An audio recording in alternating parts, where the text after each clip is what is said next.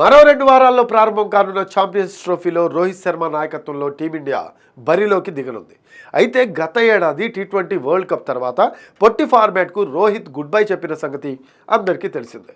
ఇప్పుడు champions trophy తర్వాత రోహిత్ ఇలాంటి సంచలన నిర్ణయమే తీసుకుంటారని తెలుస్తూ ఉంది. ఎందుకంటే టీమిండియా భవిష్యత్ సారథ్యంతో పాటు వరల్డ్ టెస్ట్ ఛాంపియన్షిప్ 2025 నుంచి 27 సీజన్, ఈ 2027 వన్డే వరల్డ్ కప్ కోసం జట్టును సిద్ధం చేసేందుకు బీసీసీఐ సమాయత్తమవుతోంది. ఇందుకోసం రోహిత్ తన భవిష్యత్తు ప్రణాళికలపై స్పష్టత ఇవ్వాలని బీసీసీఐ అతన్ని అడిగినట్లు సమాచారం.